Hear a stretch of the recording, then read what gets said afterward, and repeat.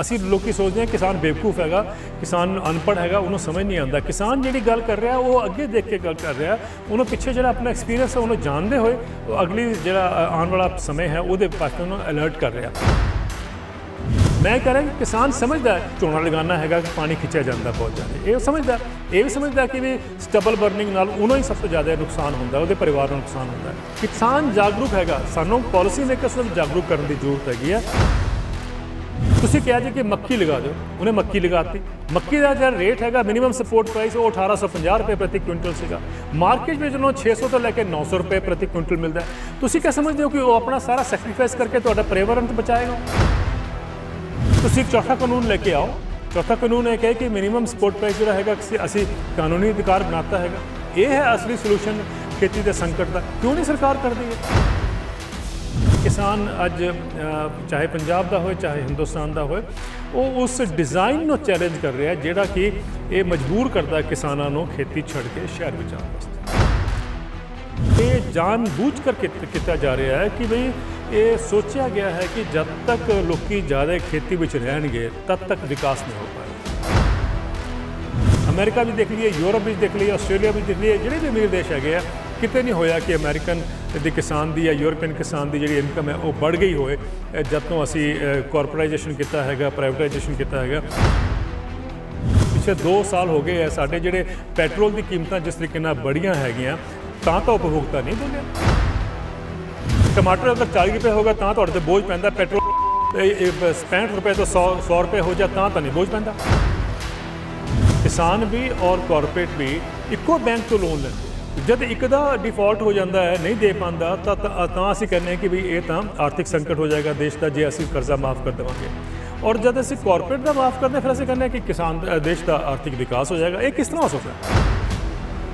जब सरकार सारा कुछ कहनी है, लेकिन जब पावर में आ जाती हैं ये सारा कुछ करने के बाद वोट मिल जाती है, चाहे पावर च आ जाती है, फिर 4 साल तो कॉरपोरेट की सेवा करते रहते हैं, तो किसानों की गल ही नहीं होती हैगी। स्काई न्यूज़ पंजाब देख रहे दर्शकों को सत श्री अकाल, मैं हाँ तुहाडे नाल RS लिबरेट। किसान अंदोलन ने खेती का जिक्र विश्व पद्धर ते वधा दिता है। इस संबंधी ਵੱਖ-ਵੱਖ विषयों पर गल होनी शुरू हो गई है, ਵੱਖ-ਵੱਖ पहलुओं पर गल चर्चा छिड़ गई है। हुण ये चर्चा किस मोड़ ते जाके की नतीजा लैंदी है, ये चर्चावां छिड़ियां हुई ने। इहदा नतीजा की निकलेगा, किसान अंदोलन का नतीजा की निकलेगा, ये खेती ते खेतीबाड़ी ते खेती की आर्थिकता नूं वधाउण दे लई, किसान की आमदन वधाउण नूं किहड़े हल हो सकते हैं, किन्हां ते विचार हो रही है, किहड़े नतीजे ते पहुंचणगे। किसान अंदोलन ने बड़े मुद्दे उठाए ने। 3 खेती कानून तो रद्द करन कह ही रहे हैं, दूसरा वो कह रहे हैं MSP मिनीमम समर्थन प्राइस, घट्टो घट्ट समर्थन मुੱਲ ਉਹਨਾਂ ਨੂੰ ਲੀਗਲੀ ਮੰਗਦੇ ਨੇ। ਜਿਵੇਂ ਕਿ ਆਪਾਂ ਥੋੜਾ ਇਲੈਕਸ਼ਨਾਂ ਦਿਨ ਚੱਲ ਰਹੇ ਨੇ, ਉਹ ਵੀ ਗੱਲ ਨਾਲ ਜੋੜ ਲਈਏ। ਜਿਵੇਂ ਲੋਕ ਮੰਨਦੇ ਨੇ ਕਿ ਚੋਣ ਮਨੋਰਥ ਨੂੰ ਲੀਗਲਾਈਜ਼ ਕੀਤਾ ਜਾਵੇ, ਉਹ ਵੀ ਲੀਗਲ ਡਾਕੂਮੈਂਟ ਹੋਵੇ, ਉਸੇ ਤਰ੍ਹਾਂ ਹੀ ਘੱਟੋ ਘੱਟ ਸਮਰਥਨ ਮੁੱਲ ਨੂੰ ਲੀਗਲ ਬਣਾਉਣਾ ਚਾਹੁੰਦੇ ਨੇ। ਇਸ ਸੰਬੰਧੀ ਤੇ ਖੇਤੀ ਸੰਬੰਧੀ ਤੇ ਖੇਤੀ ਦੀ ਆਰਥਿਕਤਾ ਸੰਬੰਧੀ, ਕਿਸਾਨ ਦੀ ਆਮਦਨ ਸੰਬੰਧੀ, ਉਹਨੂੰ ਵਧਾਉਣ ਸੰਬੰਧੀ की हल हो सकते हैं, की विचार चर्चा हो सकती है, किस विषय पर विश्व पद्धर ते दा की आधार है, किस आधार को लैके इसनूं अगे वधाया जा सकता है। एक देश की खास करके भारत देश की आर्थिकता खेती ते निर्भर है, क्योंकि जे मन्निया जाए तो पंजाब दे विच 52% 52% लोग खेती ते आधारित ने, 48% उद्योग ते आधारित ने। हुण इस वखरेवें नूं किवें समझना है ਤੇ ਕਿਵੇਂ ਇਸ ਨੂੰ ਇੰਪਲੀਮੈਂਟ ਕਰਨਾ, ਸਰਕਾਰਾਂ ਕਿੱਥੇ ਅਣਗਹਿਲੀ ਕਰ ਜਾਂਦੀਆਂ ਨੇ ਜਾਂ ਲੋਕ ਆਪਣੇ ਹੱਕ ਮੰਗਣੇ ਕਿੱਥੋਂ ਰਹਿ ਜਾਂਦੇ ਨੇ, ਇਸ ਪ੍ਰਤੀ ਚਰਚਾ ਕਰਾਂਗੇ ਆਪਾਂ। ਖੇਤੀਬਾੜੀ ਦੀ ਆਰਥਿਕਤਾ ਦੇ ਮਾਹਿਰ, ਕਿਸਾਨੀ ਨੂੰ ਉੱਪਰਲੇ ਪੱਧਰ ਤੇ ਲਿਜਾਣ ਦੇ ਵਿਚਾਰਾਂ ਦੇ ਮਾਹਿਰ, ਉਸ ਵਿਸ਼ੇ ਦੇ ਮਾਹਿਰ ਸ਼੍ਰੀ ਦਵਿੰਦਰ ਸ਼ਰਮਾ ਜੀ ਸਾਡੇ ਨਾਲ ਨੇ। ਮੈਂ ਦਰਸ਼ਕਾਂ ਵਿੱਚ ਵਕਫਾ ਨਾ ਬਣਦੇ ਹੋਏ ਸਿੱਧਾ ਸ਼ਰਮਾ ਜੀ ਕੋਲੇ ਜਾਵਾਂਗਾ। ਸ਼ਰਮਾ ਜੀ, ਸਕਾਈ ਨਿਊਜ਼ ਪੰਜਾਬ ਤੇ ਤੁਹਾਡਾ ਸਵਾਗਤ ਹੈ। बहुत बहुत शुक्रिया जी। I think it's a pleasure for me to talk to all your viewers. Sharma ji, किसान अंदोलन ने विश्व पद्धर ते खेती संबंधी हर मुद्दे की चर्चा छेड़ दी है। किसान अंदोलन का एक टारगेट है कि 3 खेती कानून जो हैगे है उहदे उत्थान वास्ते, उसके उभार वास्ते वड्डा रोड़ा ने उन्होंने रद्द किया जाए। ये चर्चावां होर भी छिड़ गई ने कि खेती संबंधी ਕਿਸ ਤਰ੍ਹਾਂ ਆਰਥਿਕਤਾ ਨੂੰ ਵਧਾਇਆ ਜਾ ਸਕਦਾ, ਕਿਸਾਨ ਦੀ ਆਮਦਨ ਨੂੰ ਕਿਸ ਤਰ੍ਹਾਂ ਉੱਪਰ ਲੈ ਕੇ ਜਾ ਸਕਦਾ, ਵਿਸ਼ਵ ਪੱਧਰ 'ਤੇ ਇਸ ਦੀ ਕੀ ਚਰਚਾ ਹੈ। ਆਪਾਂ ਗੱਲ ਸ਼ੁਰੂ ਕਰਾਂਗੇ ਪੰਜਾਬ ਤੋਂ। ਪੰਜਾਬ 'ਚ 52% ਲੋਕ ਖੇਤੀ 'ਤੇ ਆਧਾਰਿਤ ਨੇ, 48% ਯੁੱਗ 'ਤੇ। ਜਦੋਂ ਕਿ ਸਰਕਾਰ ਮੰਨਦੀ ਰਹੀ ਕਿ ਉਦਯੋਗ ਦੇ ਵਿੱਚ ਵਾਧਾ ਕਰਕੇ ਉਹਦੇ ਕਰਕੇ ਤਰੱਕੀ ਜੁੜੀ ਹੋਈ ਹੈ, ਉਹਦੇ ਨਾਲ GDP ਜੁੜੀ ਹੋਈ ਹੈ, ਜਦ ਕਿ ਆਧਾਰ ਫੂਡ ਹੈ, ਖੇਤੀ ਹੈ। ਇਹਨੂੰ ਤੁਸੀਂ ਇਸੇ ਕਿਵੇਂ ਕਹੋਗੇ ਅਲੱਗ-ਅਲੱਗ ਤਰੀਕੇ? ਦੇਖੋ, ਪੰਜਾਬ ਅਲੱਗ ਹੀ ਨਹੀਂ ਹੈ, ਸਾਰੇ ਦੇਸ਼ ਵਿੱਚ ਜਾਂ ਸਾਰੀ ਦੁਨੀਆ ਵਿੱਚ ਜਿਹੜਾ ਇੱਕ ਤਰ੍ਹਾਂ ਦਾ ਜਿਹੜਾ ਇਕਨੋਮਿਕ ਮਾਡਲ ਜਾਂ ਇਕਨੋਮਿਕ ਡਿਜ਼ਾਈਨ ਜਿਹੜਾ ਬਣਾਇਆ ਗਿਆ ਹੈ ਜੀ, ਉਹਦੇ ਵਿੱਚ ਇਹ ਹੈ, ਬੜਾ ਕਲੀਅਰ ਹੈ ਕਿ ਵੀ ਐਗਰੀਕਲਚਰ ਵਿੱਚੋਂ ਲੋਕਾਂ ਨੂੰ ਘਟਾਉਣਾ ਹੈਗਾ ਔਰ ਸ਼ਹਿਰ ਵਿੱਚ ਲੈ ਕੇ ਆਉਣਾ, ਕਿਉਂਕਿ ਇਕਨੋਮਿਕ ਗਰੋਥ ਵਾਸਤੇ ਮੰਨਿਆ ਜਾਂਦਾ ਕਿ ਸਿਰਫ ਇੰਡਸਟਰੀ ਜਿਹੜਾ ਹੈਗਾ ਉਹ it's N engine of economic growth. ਮਤਲਬ ਜੋ ਅਸਲੀ ਉਹਦੇ ਵਿੱਚ ਜਿਹੜਾ ਸਥਾਨ ਹੈਗਾ ਇਕਨੋਮਿਕ ਗਰੋਥ ਜਾਂ ਇਕਨੋਮਿਕ ਜੋ ਸਾਡੀ ਗਰੋਥ ਜਾਂ ਸਾਡੀ ਜੋ ਵੀ ਅਸੀਂ ਕਹਿੰਦੇ ਹਾਂ ਪ੍ਰੋਗਰੈਸ ਹੋਣੀ ਚਾਹੀਦੀ ਹੈ, ਉਹ ਉਹਨਾਂ ਨੂੰ ਲੱਗਦਾ ਕਿ ਰਸਤਾ ਇੱਕੋ ਹੀ ਹੈ, ਇੰਡਸਟਰੀ ਦੇ ਮਾਧਿਅਮ ਤੋਂ ਹੈਗਾ। ਇਸੇ ਕਰਕੇ ਕੋਸ਼ਿਸ਼ ਹੈ, ਚਾਹੇ ਪੰਜਾਬ ਹੋਏ, ਚਾਹੇ ਬਿਹਾਰ ਹੋਏ, ਚਾਹੇ ਪੂਰਾ ਦੇਸ਼ ਹੋਏ, ਸਾਡੇ ਵੀ ਪਾਲਿਸੀ ਮੇਕਰਸ ਦਾ ਇੱਕੋ ਹੀ ਸੋਚ ਹੈਗੀ ਕਿ ਵੀ ਜਦ ਤੱਕ ਅਸੀਂ ਖੇਤੀ ਵਿੱਚੋਂ ਲੋਕਾਂ ਨੂੰ ਨਹੀਂ ਕੱਢਾਂਗੇ ਤਦ ਤੱਕ ਇੱਕ ਐਗਰੀਕਲਚਰ ਦੀ ਵੀ ਗਰੋਥ ਔਰ ਪਲੱਸ ਦੇਸ਼ ਦੀ ਇਕਨੋਮਿਕ ਗਰੋਥ ਨਹੀਂ ਹੋ ਪਾਏਗੀ। ਤਾਂ ਇਸ ਕਰਕੇ ਇਹ ਜਿਹੜੀ ਜਦ ਤੱਕ ਅਸੀਂ ਮਤਲਬ ਜਿਹੜੀ ਡਿਜ਼ਾਈਨ ਹੈ ਇਹਨੂੰ ਨਹੀਂ ਸਮਝਾਂਗੇ, ਜਦ ਤੱਕ ਸਾਨੂੰ ਸਮਝ ਨਹੀਂ ਆਏਗਾ ਕਿ ਵੀ ਕਿਉਂ ਹੋਰ ਕੀ ਕਾਰਨ ਹੈ ਕਿ ਵੀ ਐਗਰੀਕਲਚਰ ਜਿਹੜਾ ਹੈਗਾ, ਮੈਂ ਉਹਨੂੰ ਅੰਗਰੇਜ਼ੀ ਵਿੱਚ ਕਹਿਣਾ ਹੁੰਦਾ ਕਿ it has been deliberately kept ਇੰਪੋਵਰਿਸ਼ਡ, ਯਾਨੀ ਜਾਣ ਬੁੱਝ ਕੇ ਅਸੀਂ ਉਹਨੂੰ ਉਸ ਲੈਵਲ 'ਤੇ ਰੱਖਿਆ ਹੋਇਆ ਜਿਹਦੇ ਵਿੱਚ ਉਹਦਾ ਉਠਾਨ ਬੜਾ ਮੁਸ਼ਕਿਲ ਲੱਗ ਰਿਹਾ ਹੈਗਾ। ਔਰ ਇਹ ਇਸ ਕਰਕੇ ਨਹੀਂ ਕਿ ਕਿਸਾਨ ਮਜ਼ਦੂਰੀ ਕਰਕੇ ਮਿਹਨਤ ਕਰਕੇ ਜਿੰਨਾ ਐਫਰਟ ਕਰਦਾ ਹੈਗਾ ਕਿ ਉਹ ਕੁਛ ਵੀ ਕਿਤੇ ਜਿਹਨੂੰ ਕਹਿੰਦੇ ਨਾ ਅੰਗਰੇਜ਼ੀ ਵਿੱਚ ਐਫੀਸ਼ੀਐਂਸੀ ਉਹਦੀ ਨਹੀਂ ਨਜ਼ਰ ਆਉਂਦੀ ਹੈਗੀ ਹੈ, ਉਹ ਨਹੀਂ ਹੈ।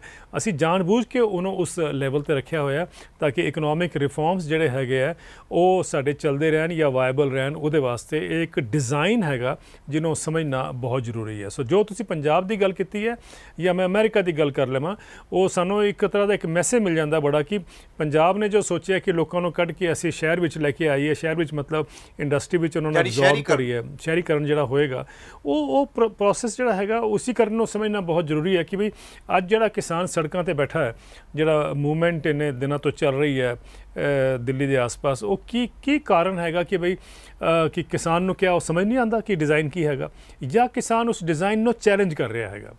ਮੇਰਾ ਮੰਨਣਾ ਇਹ ਹੈਗਾ ਕਿ ਕਿਸਾਨ ਅੱਜ ਚਾਹੇ ਪੰਜਾਬ ਦਾ ਹੋਏ ਚਾਹੇ ਹਿੰਦੁਸਤਾਨ ਦਾ ਹੋਏ, ਉਹ ਉਸ ਡਿਜ਼ਾਈਨ ਨੂੰ ਚੈਲੰਜ ਕਰ ਰਿਹਾ ਜਿਹੜਾ ਕਿ ਇਹ ਮਜਬੂਰ ਕਰਦਾ ਕਿਸਾਨਾਂ ਨੂੰ ਖੇਤੀ ਛੱਡ ਕੇ ਸ਼ਹਿਰ ਵਿੱਚ ਆਉਣ ਵਾਸਤੇ।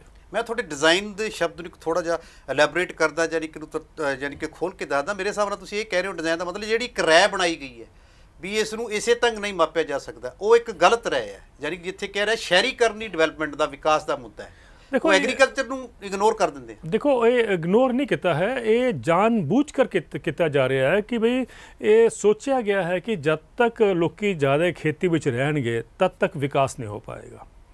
ਹੁਣ ਇਹ ਜਿਹੜੀ ਸੋਚ ਹੈ ਇਹ ਇੱਕ ਮੇਰੇ ਤੁਹਾਡੇ ਨਾਲ ਕਹਿਣ ਨਾਲ ਤਾਂ ਨਹੀਂ ਬਣਦੀ ਨਾ। ਇਹ ਜਿਹੜੇ ਪਾਲਿਸੀ ਮੇਕਰਸ ਹੈਗੇ, ਨੀਤੀ ਨਿਰਧਾਰਕ ਜਿਹੜੇ ਦੁਨੀਆ ਦੇ ਹੈਗੇ ਆ, ਉਹ ਜਾਂ ਯੂਨੀਵਰਸਿਟੀਜ਼ ਕਹਿ ਲਓ ਜਾਂ ਵਰਲਡ ਬੈਂਕ, IMF ਜਾਂ ਇਹਦੇ ਵਰਗੇ ਇੰਸਟੀਟਿਊਸ਼ਨ ਜਿਹੜੇ ਹੈਗੇ ਆ, ਉਹ ਇੱਕ ਬਿਲਡਅਪ ਕਰਦੇ ਹੈਗੇ ਕਿ ਵੀ ਦੁਨੀਆ ਨੂੰ ਇਕਨੋਮਿਕ ਰਸਤੇ 'ਤੇ ਕਿਹੜੇ 'ਤੇ ਲੈ ਕੇ ਚੱਲਣਾ ਹੈਗਾ। ਉਹ ਰਸਤਾ ਜਿਹੜਾ ਹੈਗਾ ਉਹ ਇਹ ਹੈਗਾ ਕਿ ਪ੍ਰਾਈਵੇਟਾਈਜੇਸ਼ਨ ਕਰੋ, ਇੰਡਸਟਰੀ ਨੂੰ ਬੜਾਵਾ ਦਿਓ ਔਰ ਉਹਦੇ ਨਾਲ ਹੀ ਤੁਹਾਡੀ ਜਿਹੜੀ ਹੈਗੀ ਹੈ ਇਕਨੋਮਿਕ ਗਰੋਥ ਜਿਹਨੂੰ ਕਹਿੰਦੇ ਆ ਜਾਂ ਆਰਥਿਕ ਵਿਕਾਸ ਜਿਹੜਾ ਹੈਗਾ ਉਹ ਉਸੇ ਰਸਤੇ ਤੋਂ ਹੋਏਗਾ, ਇਹ ਮੰਨ ਕੇ ਚੱਲਦੇ ਹੈਗੇ। ਪਰ ਮੈਨੂੰ ਲੱਗਦਾ ਜਿਹੜਾ ਹਿੰਦੁਸਤਾਨ ਦਾ ਜਿਹੜਾ ਪ੍ਰੋਟੈਸਟ ਹੋ ਰਿਹਾ ਹੈਗਾ, ਕਿਸਾਨ ਜਿਹੜੇ ਸੜਕਾਂ 'ਤੇ ਬੈਠੇ ਹੈਗੇ, ਉਹ ਬੇਸਿਕਲੀ ਉਸੇ ਜਿਹੜਾ ਮੈਂ ਤੁਹਾਨੂੰ ਕਹਿ ਰਿਹਾ ਸੀ ਨਾ ਕਿ ਆਰਥਿਕ ਜਿਹੜਾ ਡਿਜ਼ਾਈਨ ਹੈਗਾ ਉਹਨੂੰ ਚੈਲੰਜ ਕਰਦੇ ਆ। ਉਹਨਾਂ ਦਾ ਕਹਿਣਾ ਕਿ ਨਹੀਂ, ਖੇਤੀ ਵਿੱਚ ਕਿਸਾਨਾਂ ਦਾ ਰਹਿਣਾ ਬਹੁਤ ਜ਼ਰੂਰੀ ਹੈਗਾ। ਔਰ ਕਿਉਂ ਜ਼ਰੂਰੀ ਹੈਗਾ ਇਹ ਵੀ ਡਿਬੇਟ ਹੋ ਰਹੀ ਹੈ, ਔਰ ਨਾਲ ਇਹ ਵੀ ਹੈ ਕਿ ਕੀ ਰਸਤਾ ਹੋ ਸਕਦਾ ਹੈ ਕਿ ਬਈ ਉਹ ਖੇਤੀ 'ਚੋਂ ਉਹਨਾਂ ਨੂੰ ਕੱਢਿਆ ਨਾ ਜਾਏ। ਜਦ ਕਾਰਪੋਰੇਟਸ ਆਉਣਗੇ, ਕੰਪਨੀਆਂ ਆਉਣਗੀਆਂ, ਤਾਂ ਓਬਵੀਅਸਲੀ ਕਿਸਾਨ ਖੇਤੀ 'ਚੋਂ ਬਾਹਰ ਹੋਣਗੇ।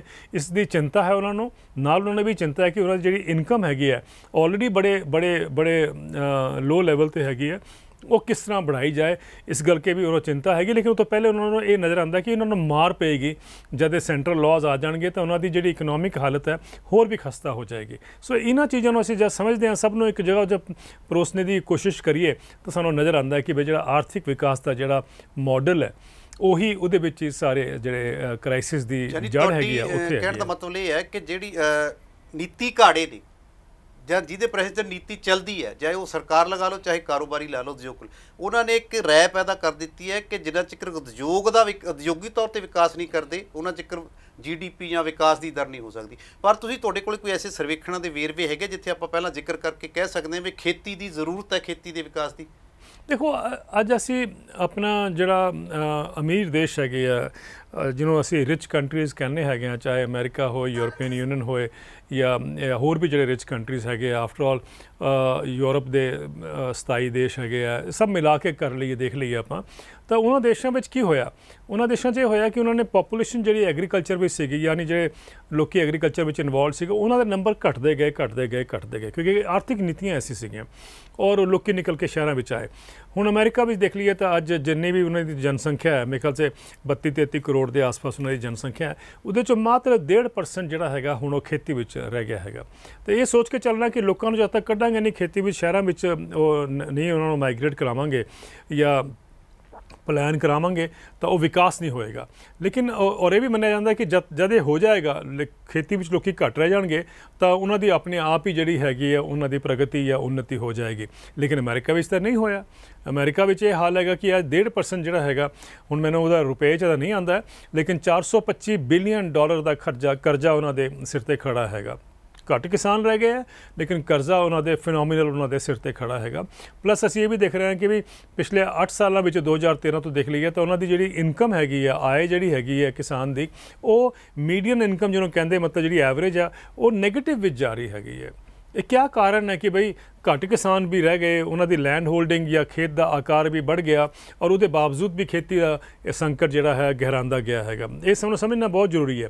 ਜੇ ਉਹੀ ਮਾਡਲ ਅਸੀਂ ਪੰਜਾਬ ਵਿੱਚ ਲੈ ਕੇ ਆਉਂਦੇ ਹੈਗੇ ਹਾਂ ਤਾਂ ਪੰਜਾਬ ਵਿੱਚ ਵੀ ਉਹੀ ਹੋਣਾ ਹੈਗਾ ਕਿ ਬਈ ਲੋਕੀ ਖੇਤੀ 'ਚ ਘੱਟ ਵੀ ਹੋ ਜਾਣਗੇ ਤਾਂ ਇਹ ਮਤਲਬ ਇਹ ਨਹੀਂ ਕਿ ਖੇਤੀ ਬੜੀ ਸੰਪੰਨ ਹੋ ਜਾਏਗੀ, ਖੇਤੀ 'ਚ ਬੜਾ ਲੋਕਾਂ ਨੂੰ ਪੈਸਾ ਮਿਲੇਗਾ ਜਾਂ ਉਹਨਾਂ ਦੀ ਇਨਕਮ ਜਿਹੜੀ ਹੈ ਵੱਧ ਜਾਏਗੀ। ਐਸਾ ਨਹੀਂ ਹੈ, ਕਿਉਂਕਿ ਅਮਰੀਕਾ ਵਿੱਚ ਦੇਖ ਲਈਏ, ਯੂਰਪ ਵਿੱਚ ਦੇਖ ਲਈਏ, ਆਸਟ੍ਰੇਲੀਆ ਵਿੱਚ ਦੇਖ ਲਈਏ, ਜਿਹੜੇ ਵੀ ਅਮੀਰ ਦੇਸ਼ ਹੈਗੇ ਆ, ਕਿਤੇ ਨਹੀਂ ਹੋਇਆ ਕਿ ਅਮਰੀਕਨ ਦੇ ਕਿਸਾਨ ਦੀ ਜਾਂ ਯੂਰਪੀਅਨ ਕਿਸਾਨ ਦੀ ਜਿਹੜੀ ਇਨਕਮ ਹੈ ਉਹ ਵੱਧ ਗਈ ਹੋਏ ਜਦ ਤੋਂ ਅਸੀਂ ਕਾਰਪੋਰੇਟਾਈਜੇਸ਼ਨ ਕੀਤਾ ਹੈਗਾ, ਪ੍ਰਾਈਵੇਟਾਈਜੇਸ਼ਨ ਕੀਤਾ ਹੈਗਾ, ਜਾਂ ਅਸੀਂ ਮਾਰਕੀਟ ਇਕੋਨਮੀ 'ਤੇ ਜਿਹਨੂੰ ਕਹਿੰਦੇ ਨਾ ਖੁੱਲ੍ਹਾ ਬਾਜ਼ਾਰ, ਉਹਦੇ ਸਿਰ 'ਤੇ ਕਿਸਾਨਾਂ ਨੂੰ ਛੱਡਤਾ ਹੋਏ। ਤਾਂ ਇਹ ਸਾਨੂੰ ਸਮਝਣਾ ਬਹੁਤ ਜ਼ਰੂਰੀ ਹੈਗਾ।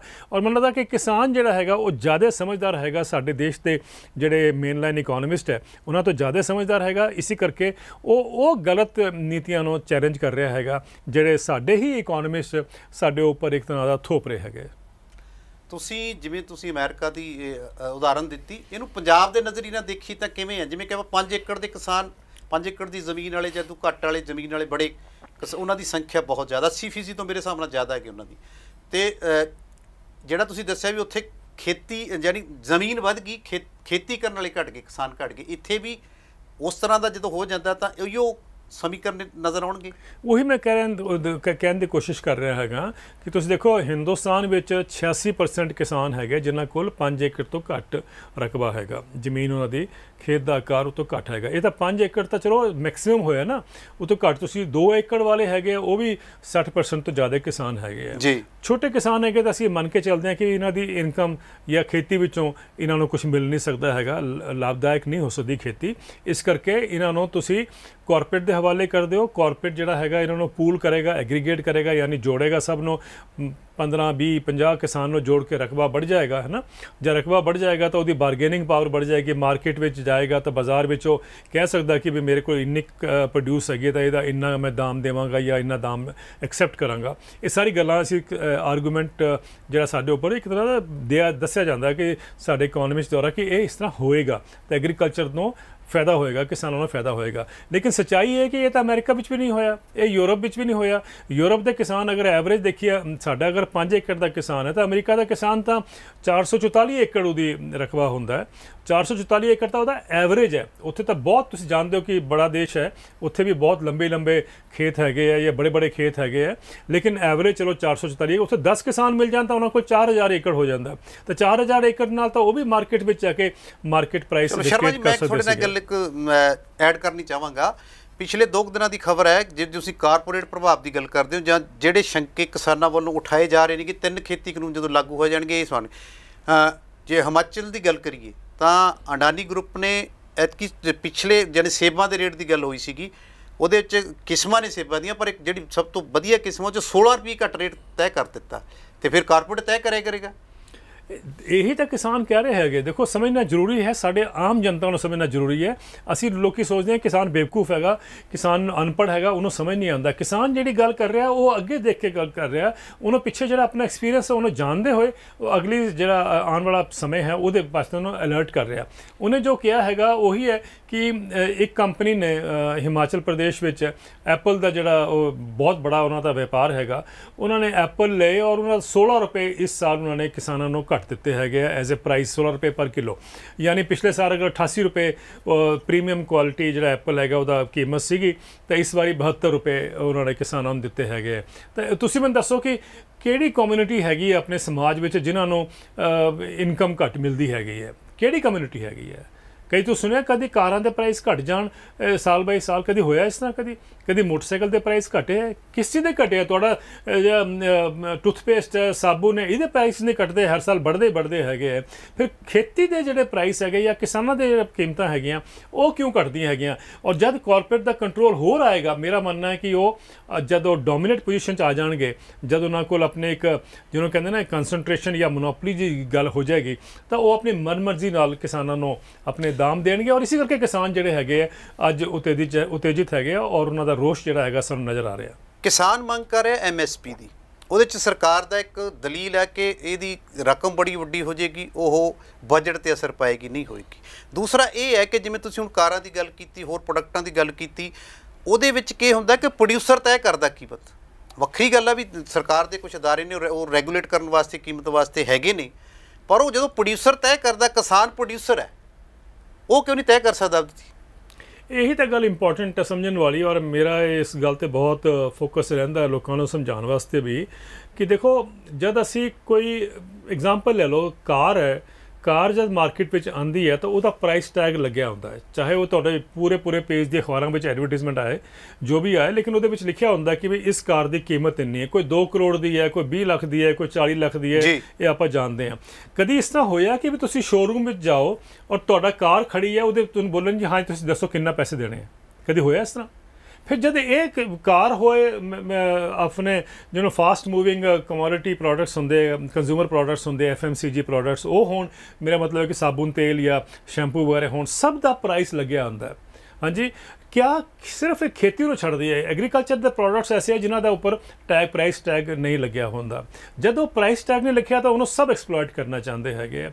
और यही गल सानू समझनी है, कंज्यूमर ने गल समझनी बहुत जरूरी है, क्योंकि अज तक कंज्यूमर को शायद समझ नहीं आता, उपभोक्ता जो जनरल है उन्होंने अज तक शायद एहसास नहीं है। उन्होंने लगता है कि असी जो असी उपभोक्ता है या कंज्यूमर है, असी किसान को सपोर्ट करते हैं, वह भला करते हैं, उन्होंने असी एक तरह का सबसिडाइज करते हैं। लेकिन सच्चाई ये है कि एक्चुअली जो किसान है वो सारे देश को सबसिडाइज करता। हुण मैं तुहानूं समझाना चाहांगा एक गल मैं क्यों कर रहा है।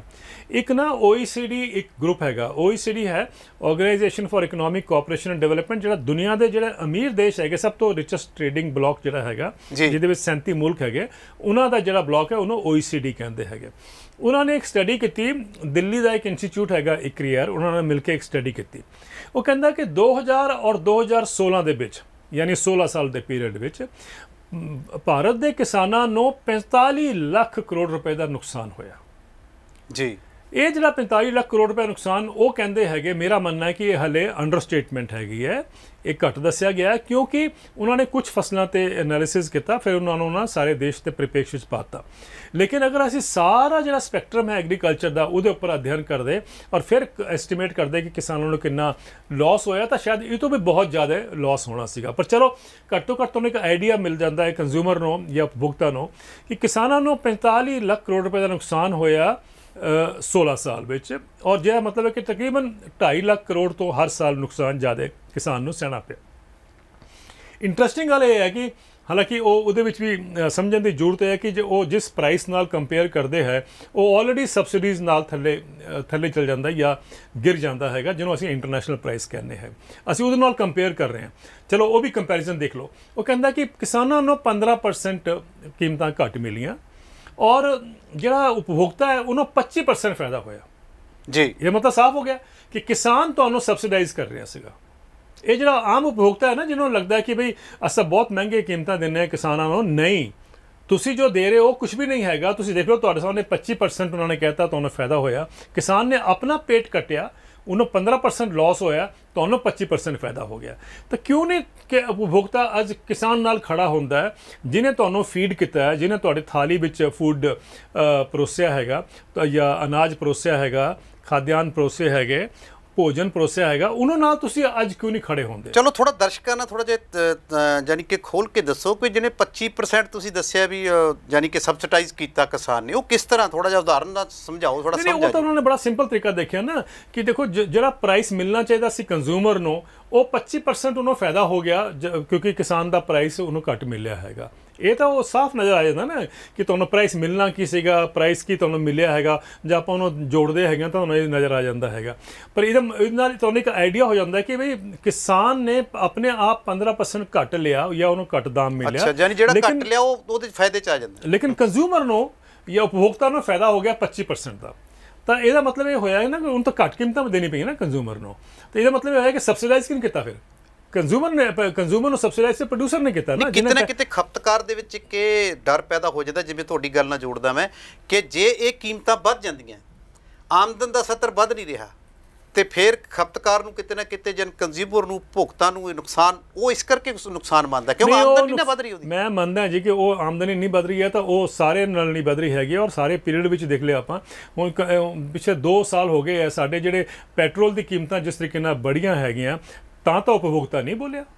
ਜੇ ਇੰਨਾ ਹੀ ਉਪਭੋਗਤਾ ਨੂੰ ਫਿਕਰ ਹੈਗਾ ਕਿ ਬਈ ਉਹਦੇ ਜਿਹੜਾ ਮੰਥਲੀ ਬਜਟ 'ਤੇ ਫਰਕ ਪੈਂਦਾ ਹੈ, ਤਾਂ ਮੈਨੂੰ ਇਹ ਸਮਝ ਨਹੀਂ ਆਉਂਦਾ ਕਿ ਕੰਜ਼ਿਊਮਰ ਕਿਉਂ ਚੁੱਪ ਹੈਗਾ।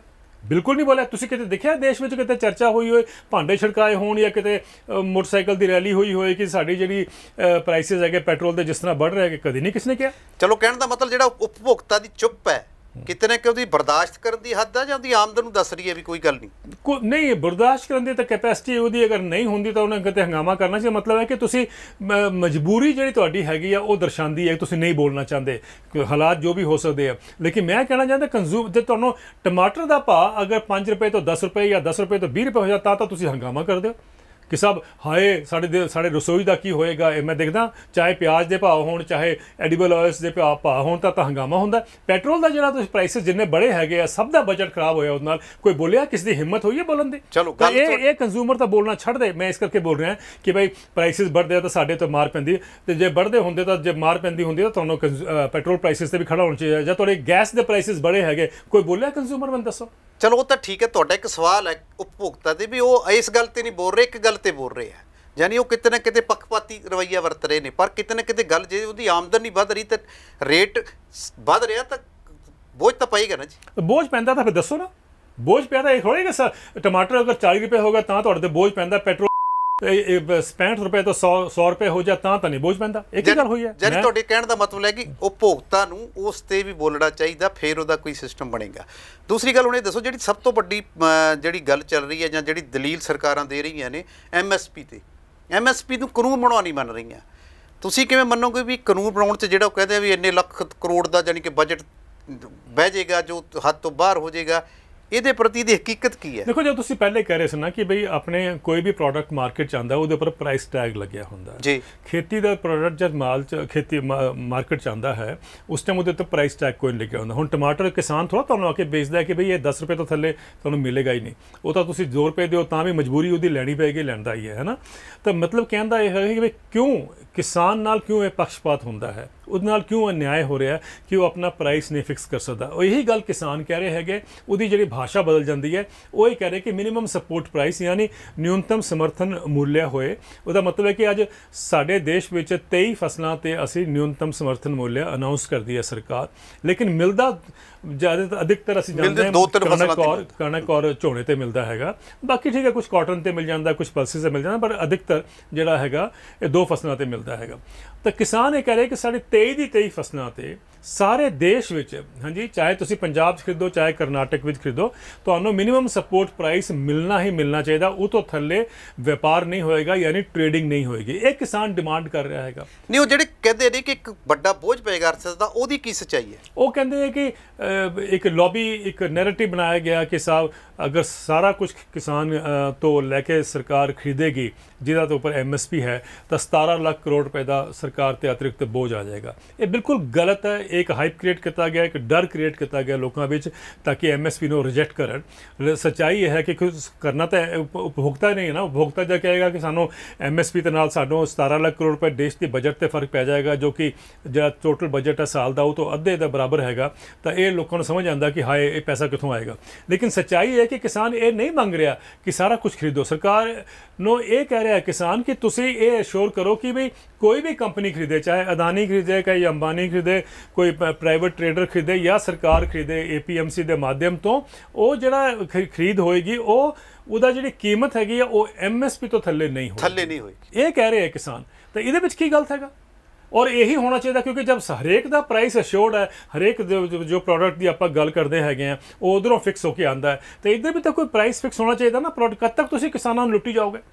और ये लुट करके ही देखिए असी अज किसान की हालत इन्नी क्राइसिस विच हैगा। और ये क्राइसिस उन्होंने जो दशकों तो सीगा ना, जो झेलता आया उसके बाद ये नहीं कि उन्होंने पहले प्रोटेस्ट नहीं किया, पहले भी कई सारे प्रोटेस्ट किए पर इस लैवल पर प्रोटेस्ट नहीं होया है। हुण क्योंकि लगता किसानों की ये अति हो गई है, इनफ इज़ इनफ, इस करके वो बॉर्डर पर बैठे हुए हैं, चाहे गर्मियां सर्दियां जो भी सब कुछ उन्होंने झेल लिया हैगा और वो चाहते हैं कि भी हुण तुसीं एक MSP साडे वास्ते फिक्स कर दो। चलो हुण किसान के कर्ज की गल करते हैं। ਹੁਣ ਸਰਕਾਰ ਜਾਣ ਵਾਲੀ ਹੈ, ਕੱਲ ਪੰਜਾਬ ਦੀ ਕਰਾਂਗੇ ਆਪਾਂ। ਇਹਨਾਂ ਨੇ ਜਿਹੜੀ ਬੇਜ਼ਮੀਨੇ ਸੀ ਕਿਸਾਨਾਂ ਨੂੰ ਰਾਹਤ ਦੇਣ ਵਾਸਤੇ 500 ਕਰੋੜ ਦੇ ਕਰੀਬ ਯਾਨੀ ਕਿ ਉਹ ਮਾਫ ਕੀਤਾ ਹੈ। ਇਹਦੇ ਵਿੱਚ ਇੱਕ ਪ੍ਰੋਬਲਮ ਹੁੰਦੀ ਹੈ ਕਿ ਜਦੋਂ ਕਾਰੋਬਾਰੀਆਂ ਨੂੰ ਮਾਫ ਕੀਤਾ ਜਾਂਦਾ ਹੈ ਉਦੋਂ ਬੈਂਕ ਝੇਲਦੇ ਆ, ਉਹ ਕਰਜ਼ਾ ਮਾਫ ਕਰਦੇ ਨੇ, ਜੇ ਮੈਂ ਗਲਤ ਨਾ ਹੋਵਾਂ ਤਾਂ। ਦੂਸਰਾ ਇਹ ਹੈ ਕਿ ਜਦੋਂ ਕਿਸਾਨ ਦੀ ਗੱਲ ਆਉਂਦੀ ਹੈ, ਸਬਸਿਡੀ ਦੀ ਗੱਲ ਆਉਂਦੀ ਹੈ ਜਾਂ ਕਿਸੇ ਚੀਜ਼ ਤੋਂ ਆਪਾਂ ਕੁਝ ਕਰਜ਼ਾ ਮਾਫ ਕਰਨਾ ਜਾਂ ਬਿਜਲੀ ਮਾਫ ਕਰਨੀ ਹੈ ਜਾਂ ਹੋਰ ਕਰਨਾ, ਉਹ ਸਟੇਟ ਗਵਰਨਮੈਂਟ 'ਤੇ ਰਹਿੰਦਾ ਹੈ। ਇਹਨੂੰ ਤੁਸੀਂ ਇੱਥੇ ਕੀ ਤੁਸੀਂ ਕਹੋਗੇ? देखो दो चीज़ां समझनियां बड़ी क्लीयर है, क्लीयर गल जी आपां नूं मतलब जानी चाहिए, आपां अपनी समझ में आनी चाहिए है। वो ये है कि एक तरफ तो कर्जा हुंदा माफ किसान का, दूजी तरफ हुंदा कॉरपोरेट का। जब तक कॉरपोरेट का हुंदा तां साडे जिहड़े इकोनॉमिस्ट है देश के, वो कहते हैं कि भी इहदे नाल इकनॉमिक ग्रोथ होएगी यानी आर्थिक विकास होएगा। जब कर्जा माफ़ करते हैं आपां किसानां दा तां कहने दे आर्थिक संकट हो जाएगा। मजे की गल है कि दोनों जने किसान भी और कॉरपोरेट भी इको बैंक तो लोन लेंदे हैं जी। जब एक दा डिफॉल्ट हो जाता है, नहीं दे पाता तो असी कहने कि भी ये तो आर्थिक संकट हो जाएगा देश का जे असी कर्जा माफ़ कर देवांगे। और जब असी कॉरपोरेट का माफ़ करते फिर असी कहने कि किसान देश का आर्थिक विकास हो जाएगा। ये किस तरह हो सकता है?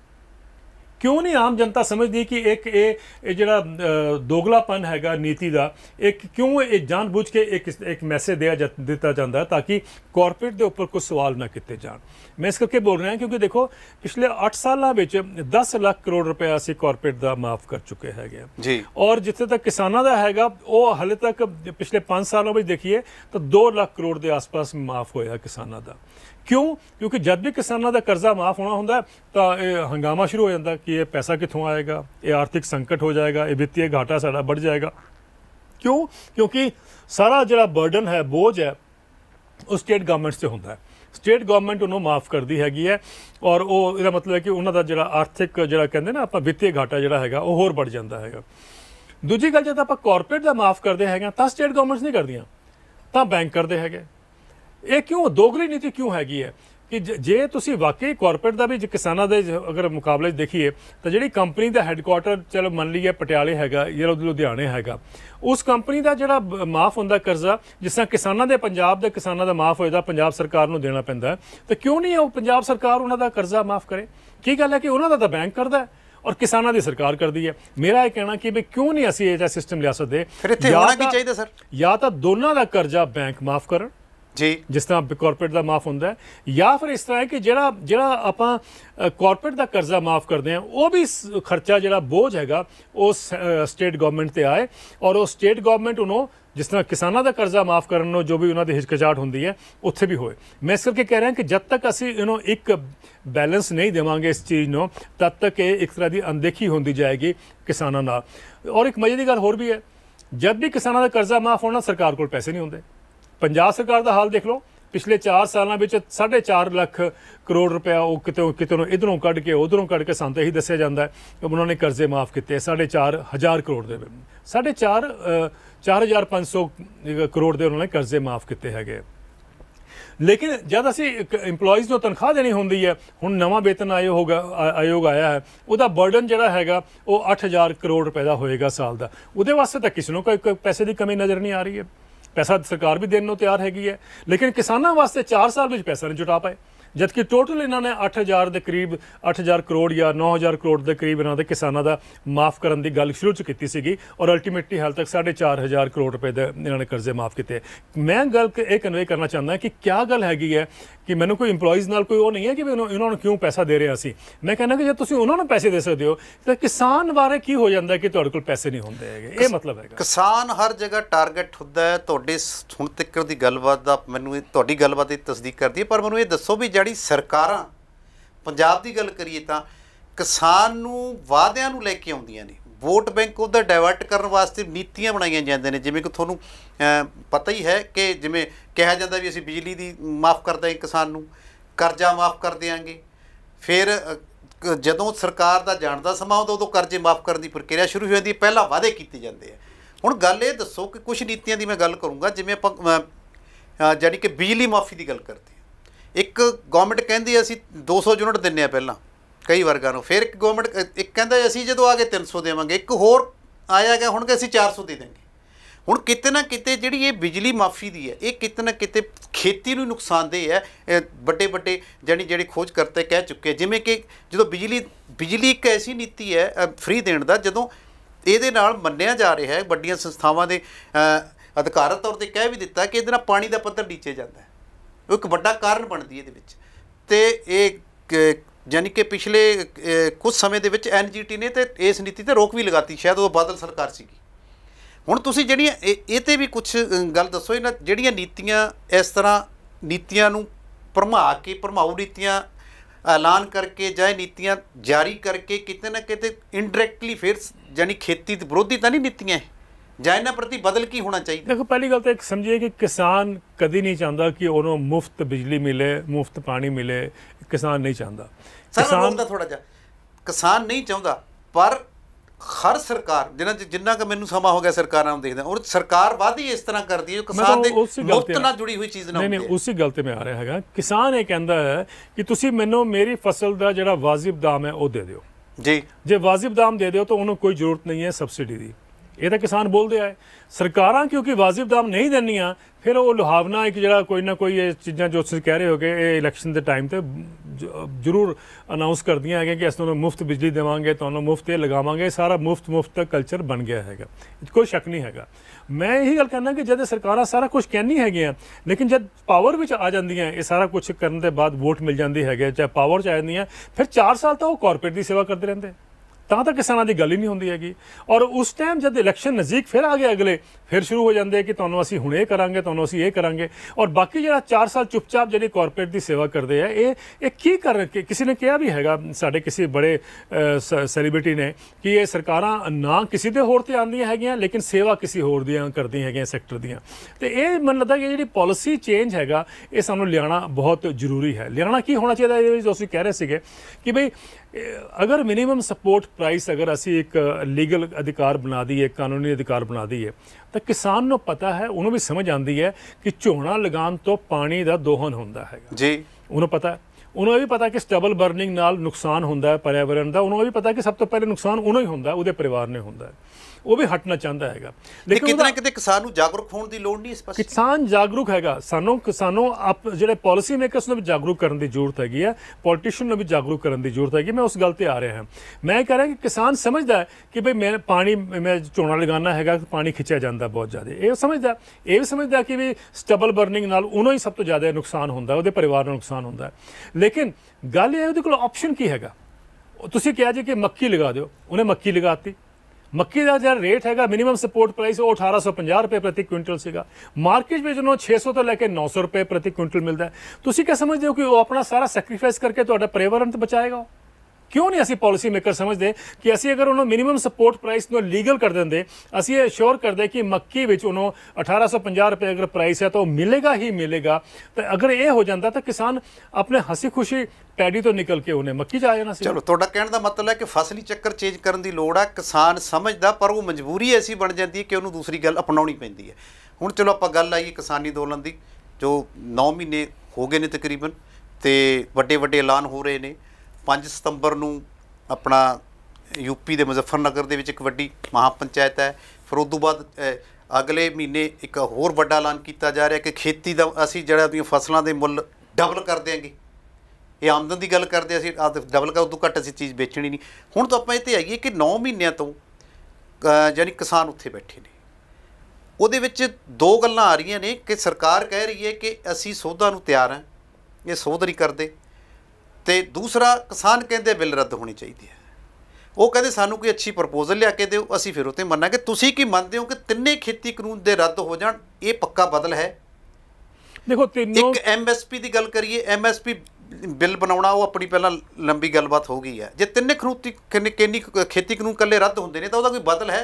ਦੇਖੋ, ਤਿੰਨੋਂ ਖੇਤੀ ਕਾਨੂੰਨ ਰੱਦ ਹੋਣੇ, ਇਹ ਤਾਂ ਹੋਣੇ ਚਾਹੀਦੇ ਹੈ, ਕੋਈ ਸ਼ੱਕ ਨਹੀਂ ਹੈ। लेकिन अगर बदल भी कुछ है ना कि ये हल है पक्का रद्द हो जाते हैं, लेकिन प्रॉब्लम जिहड़ा सीगा एग्रीकल्चर दा जिहड़े इन्ने दशकों तो सीगा वो तो उत्थे खड़ा है ना। हाँ, इहो गल है जी। इसी करके जिहड़ा किसान एक गल कह रहे हैं जो सरकार नहीं करना चाहती, इस करके उन्हें एक्सेप्ट नहीं करती, वो ये हैगा कि भाई MSP नो एक लीगल कानून बनाता जाए, एक लीगल अधिकार बनाता जाए, यानी कानूनी अधिकार किसान का बनाता जाए। जब तक ये नहीं होएगा तब तक जो भी असीं करांगे उस नाल किसानी संकट जिहड़ा है वो एड्रैस नहीं होंदा हैगा। ये सानू समझना बहुत जरूरी है। तो मेरा मानना है कि मोर इंपॉर्टेंट है सरकार को चाहिए कि ये जी गल है कि मैं इस नाल सहमत नहीं है कि भाई किसान सानू कुछ अच्छी चीज़ नहीं दसे। किसानों ने दसिया कि भाई तुसीं एक चौथा कानून लेके आओ। चौथा कानून एक है कि मिनीमम सपोर्ट प्राइस जो हैगा असी कानूनी अधिकार बनाता है। ये है असली सोल्यूशन खेती के संकट का। क्यों नहीं सरकार करती है? ये कहना कि भाई कहने का मतलब कि तुहाडा ये बदल हैगा MSP का, ठीक है, जां जो कहंदे ने 3 ਕਾਨੂੰਨ ਰੱਦ ਕਰੋ ਤੇ ਆਪਦਾ ਇੱਕ ਨਵਾਂ ਕਾਨੂੰਨ ਲੈ ਕੇ ਉਹ 'ਤੇ ਗੱਲ ਕਰ ਲੈਂਦੇ ਆ। ਹੁਣ ਤੁਸੀਂ ਇਹ ਦੱਸੋ ਵੀ ਹੁਣ ਹੱਲ ਕੀ ਲੱਗਦਾ ਤੁਹਾਨੂੰ ਇਸ ਮਸਲੇ ਦਾ?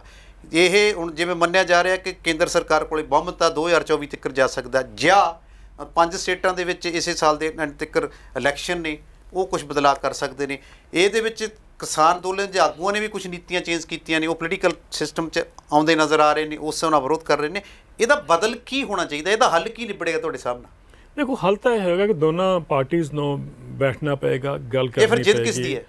जिद किसी की भी होए, मेरा मतलब है कि उन्हें बैठना पेगा, गल करनी पेगी, और इसका समाधान लॉन्ग टर्म और शॉर्ट टर्म दोनों देखने पेगे। गल संवाद की निपड़ू, और संवाद तो खैर होना ही चाहिए, कितने भी होए, चाहे वो अफगानिस्तान का संवाद हो या हिंदुस्तान के किसानों का नाल संवाद हो, सब जगह संवाद होना चाहिए और वही एक अल्टीमेट सोल्यूशन होता है।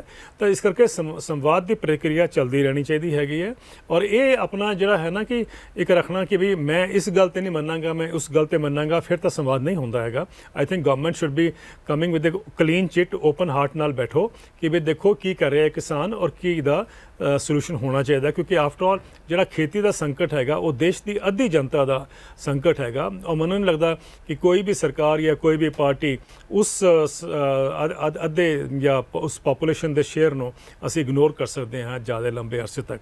तो इस करके सानू चाहिए कि बैठिए, गल करिए, और कोई भी समाधान जो तुहानूं लगता है कि उस डायलॉग में निकलता है वो करना चाहिए। हुण की होएगा मेरे हाथ च नहीं हैगा ना आपां इस गल नूं, क्योंकि जिन्होंने की होना चाहिए तो तुसीं रह दे सकदे नहीं। मैं तो हर जगह ही कहना कि देखो सानू 3 कानून लेके आने चाहिए है।